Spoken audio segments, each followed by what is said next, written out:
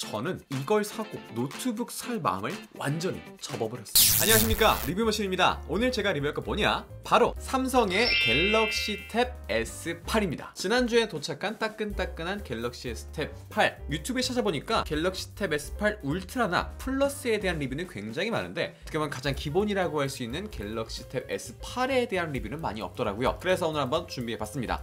간단한 스펙부터 먼저 살펴보죠.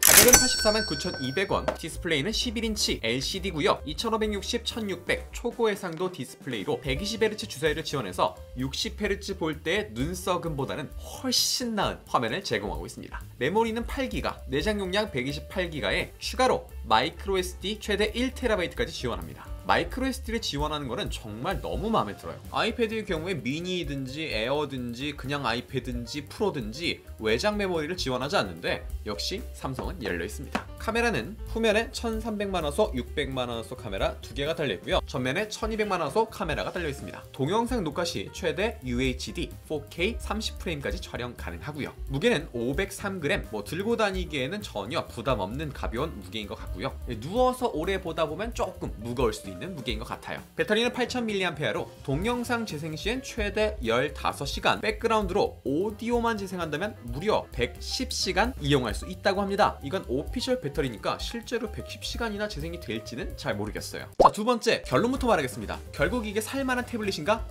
정말 살만합니다. 나쁘지 않아요. 아니, 나쁘지 않은 게 아니라 정말 좋아요. 태블릿의 3가지 용도라고 할 수 있는 게이밍, 학습, 업무 모두 다 쓰기에 정말 적합한 태블릿이 아닐까라는 생각이 듭니다. 가격도 아이패드에 비하면 훨씬 가성비가 차고 넘쳐서 아주 흘러내릴 지경이에요. 자, 하나하나 살펴보도록 하죠. 가장 먼저 게이밍입니다. 게이밍 용도로 쓰기 어떨까? 일단 갤럭시 탭 S8의 벤치마크 점수를 보면 솔직히 좀 아쉽습니다. A15 바이오닉이 들어간 미니에 비하면 솔직히 벤치마크 점수 비교하기도 민망할 정도로 많이 떨어지는 모습을 볼 수 있어요. 근데 우리가 알아야 될 게 하나 있습니다. 벤치마크 점수가 무조건 높아야만 하는 건 아니에요. 그러니까 제 말은 벤치마크 점수가 높을수록 좋은 건 맞아요. 그렇지만 지금 우리가 가지고 있는 이 갤럭시 S8의 성능만으로도 우리가 플레이하고 싶은 플레이스토어에 있는 게임들 모두 다 플레이 가능합니다. 스마트폰의 머리인 AP, 노트북의 머리인 CPU, 이미 5년 전의 것과 비교를 해봐도 지금 나온 태블릿의 성능 정말 차원이 다릅니다. 정말 압도적이고요. 이미 성능은 천장을 뚫어버렸습니다. 지난 한 주 동안 원신, 배그 등 다양한 게임 플레이봤는데요. 설치하고 리소스 팩 받을 때 솔직히 좀 다운 속도는 실망스럽습니다. 하지만 게임 플레이 하는데 렉이 걸린다? 불편하다? 이런 느낌은 전혀 받지 못했고요. 정말 쾌적하게 플레이할 수 있었어요. 그게 당연한 게 이미 지금 성능만으로도 현재 나와 있는 게임들의 권장 사양은 훨씬 뛰어넘을 정도의 성능이기 때문이죠. 물론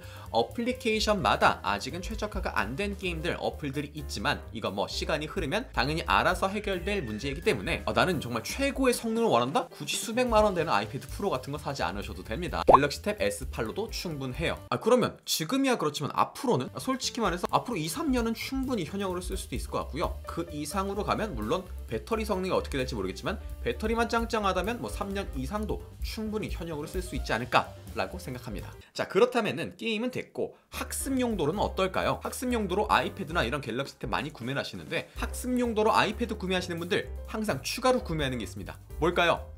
애플 펜슬입니다. 이건 정품 애플 펜슬은 아니고요. 호환되는 건데 얘가 3만원, 4만원 하거든요. 정품 펜슬 구매하려면 15만원입니다. 너무 비싸죠. 아이패드도 비싼데 펜슬도 비싸요. 그런데 우리 혜자스러운 갤럭시는 어때요? S펜 공짜로 주죠. 기본 구성품에 같이 들어있습니다. 근데 이걸 같이 준다고 해서 얘가 별로 좋지 않냐? 그건 절대 아닙니다. 아이패드의 경우 5만원 정도 되는 호환 펜슬보다 삼성에서 기본으로 주는 이 S펜이 활용도는 훨씬 좋은 것 같아요. 사실 이미 다른 유튜버들 영상을 많이 보셨을 것 같아서 아시겠지만 그 레이턴시라고 하죠. 이렇게 펜을 썼을 때 따라오는 속도, 이 딜레이가 정말 없어요. 있다고는 하는데 저는 잘 못 느끼겠습니다. 쓰면 쓰는 대로 따라와요. 일반 펜을 쓰고 있는 것 같은 느낌이 듭니다. 지금 들리는지 모르겠는데 이런 종이 위에다가 펜을 쓸 때 나는 그런 소리까지 추가로 나니까 훨씬 더 뭔가 필기가 잘 되는 느낌? 사실적인 느낌이 들고요. S펜 같은 경우에 여기 이렇게 버튼이 하나 달려 있습니다. 이거 보이시죠? 요거를 세팅을 따로 할 수 있는데 저 같은 경우 이걸 꾹 누르게 되면 화면을 이렇게 캡처하게 해놨어요. 자, 이렇게 영문 기사를 읽다가 여기에 나오는 이 표현 좀 공부하고 싶은데 하면 우선 꾹 눌러서 한국어로 번역 당연히 할 수 있고요. 이렇게 꾹 눌러서 화면을 캡처할 수 있습니다. 이걸 바로 노트로 불러서 필기하고 공부할 수 있다는 거죠. 자, 이렇게 자 메모장에 들어가서 자 불러왔죠? 그리고 여기 이 부분이 좀 공부하고 싶은데 jump into 이 표현은 뭐지? 그리고 he was in such a 이거 무슨 표현인지 물어봐야겠다. 이런 식으로 네 필기도 할 수 있고 정말 학습 용도로는 정말 좋은 것 같아요. 물론 아이패드로 됩니다. 하지만 확실히 제가 둘 다 써보니까 개인적이지만 갤럭시가 학습 용도로는 조금 더 생산성이 좋은 것 같습니다. 안드로이드가 윈도우는 아니지만 윈도우랑 비슷한 방식으로 좀 더 익숙하게 쓸 수 있는 느낌이 들었어요. 그리고 이 삼성 자체의 노트 기능이 굉장히 좋아서 굳이 에버노트 같은 다른 노트 앱을 쓰지 않아도 이 자체적으로 기능이 굉장히 다양했는데요. 강의 같은 거 들을 때 여기 보시면 필기를 제가 손으로 하잖아요. 그럼 그거를 이렇게 손글씨를 인식을 해가지고 얘가 깔끔한 텍스트로 입력을 시켜주는 기능도 있고요. 추가로 위에 보시면 클립 모양이 있습니다. 요걸 눌러보면 PDF도 불러올 수 있고요. 스캔도 됩니다. 보이시죠?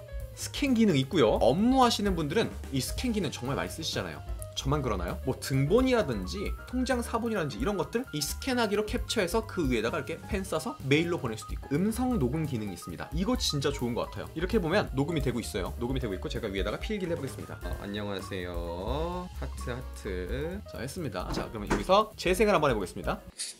안녕하세요. 하트 자 보셨죠? 교수님이 말씀하신 게 너무 지루해. 자 일단 녹음부터 켜요. 녹음부터 켜고 필기하다가 줘라. 무슨 내용이었지? 친구한테 굳이 물어보지 않아도 됩니다. 여기에 다 녹음이 돼 있습니다. 자 이런 식으로 음성 파일은 녹음을 해서 따로 추출할 수도 있고요. 이렇게 노트를 볼 때마다 이렇게 음성 파일 불러와서 들으면서 이때 이 필기할 때 이 내용이었지 하면서 다시 되짚어 볼 수 있는 아주 좋은 기능이 있어요. 학습 용도로든 업무 용도로든 정말 좋은 것 같습니다. 솔직히 저는 다른 것보다는 이 노트 기능 하나 보고 구매를 했습니다. 그리고 추가로 갤럭시 탭 같은 경우에는 덱스 기능이 있죠. 뭐 갤럭시 탭만 아니라 삼성 스마트폰들은 덱스 기능이 있는데요. 뭐 솔직히 저는 많이 써보진 않았는데 실제로 쓰는 사람들 들어보니까 이 생산성이 엄청나다고 하더라고요. 아니 굳이 태블릿이나 핸드폰으로 덱스를 써야 되나? 그냥 컴퓨터 하면 되는 거잖아. 그런데 제가 직접 써보니까 이거 꽤나 괜찮은 것 같더라고요. 멀티태스킹 용도로 정말 좋습니다. 지금 보시면 인터넷 켜고요. 자 밑에 카메라 켜고요. 유튜브 켜고요. 메모장 켜고요. 자 이런 식으로 따로따로 뜹니다.